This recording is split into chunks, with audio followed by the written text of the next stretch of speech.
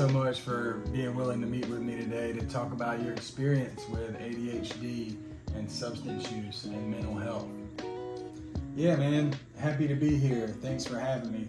And before we get started, I just want to say I really like your style. I think it's important when we, see a counselor or something that we're able to see somebody that we resonate with. So I appreciate you, showing up in an authentic manner. Thank you so much, man. So maybe just to get us started, if you don't mind, tell us, what was it like living with ADHD early in your life? Yeah, what was it like? I have inattentive and hyperactivity type, so I have both. Some people have one or the other. So my experience was my own. I just want to say that it's not the same with everybody, but it's often called the forgotten disorder because it's not always apparent to other people when interacting with someone with ADHD. I think to other people the symptoms sort of seem intentional or maybe lazy to other people. So there's a lot of like, just finish this assignment, or stop talking in church, or sit still, or pay attention when I'm talking to you. It made relationships hard, both romantic and with family. At all times there's several conversations going on in my head at once. So it's really difficult to focus and at times to communicate. I always sort of felt like I was on an island. Honestly, I never really thought that people actually got me and understood me. I don't think other people saw this necessarily, but I began to feel extremely isolated. Even though I was always in the middle of everything, I sort of felt like I was on the outside looking in, and so I became very lonely. I'm sure. How did you handle those feelings of isolation and inability to focus and impulsivity? Well, drinking helped, honestly. Smoking weed helped quite a bit, maybe for different reasons. I think drinking allowed me to, at least temporarily, forget about it all, be like everyone else, be able to have fun, and again, be involved and be a part of what's going on. And so that helped a lot. And then on the smoking side, smoking helped my mind to slow down a little bit. For the most part, both of those worked for quite a long time, and it became problematic when the drinking part sort of spun out of control. So I think it's also important to mention that when I was diagnosed, I was about 21 years old. I was in college, and I was prescribed Adderall. When I was prescribed it, I didn't really know what it was. I didn't know much about it. I certainly didn't address or know anything about the mental health side of ADHD or taking this medication or anything like that. So culturally, it was really accepted to use Adderall recreationally. I would have to hide it at times from my roommates because people would want to take an Adderall before we went out at night. But I thought I was really just using it for school.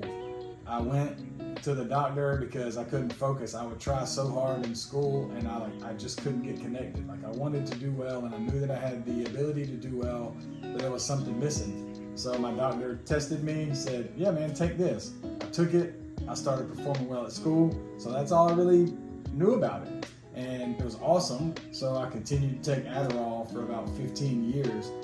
But I realized that I used it as a crutch. If I wasn't being productive, I would take an Adderall. If I needed to bang out a paper or write something or read something or clean the house or anything like that, I would take an Adderall. But I never really had any actual understanding of what it was doing. Thank you so much for sharing that. If you don't mind, talk a little bit about the positive side, and also, in addition to that, some coping mechanisms that you developed over the years. Yeah, there's a lot of positives, but as far as coping mechanisms, I didn't actually see a therapist until 10 years after I was diagnosed with ADHD. So I never went to any form of mental health counseling or therapy in my life. All I did was just take the Adderall and continue to drink and just figure it out on my own.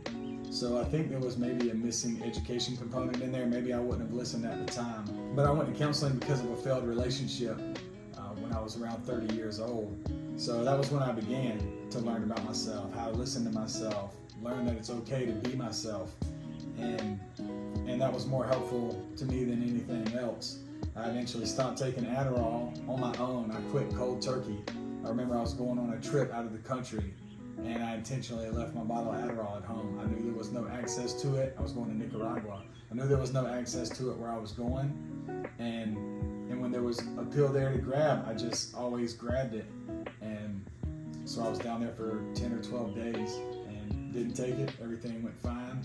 So I threw the bottle away when I got home and never took it again. I don't necessarily advise stopping cold turkey. That's not advised. Seek advice from your doctor before you do that. I didn't stop drinking until almost 10 years after I started seeing a therapist. But in that time, I started to understand how to accept myself in a way that I never had before. And in more recent years, I've deeply explored mindfulness, meditation, and other presence-based activities. I didn't necessarily do that in therapy, but I think as a result of going through therapy, I started to understand how to explore myself and other resources and to become more comfortable with moving towards what I was drawn to. So I read a whole lot, I continue to evolve, I do things that bring me joy. I think that's very important. But all that's possible because I put in the work to understand myself and appreciate myself through mental health counseling. Thanks so much for sharing, man. As we wrap up here, what would you like people to take away from your story? First of all, thanks so much for having me. I really appreciate it. I think that conversations like these are important to have and to share. I hope the biggest takeaway is that the better that we understand ourselves and know ourselves, the more able we are to show up in the world in a healthy and positive and impactful way. You know, we hear this phrase often, you're not your diagnosis. And I think overall, I think that that's true. Prior alcohol consumption doesn't define me, nor does sobriety. ADHD doesn't define me. Depression, suicidal ideation, those things don't define me. But all of them are a part of me and who I am. And I wouldn't be this person without them. So I think that's important to recognize as well.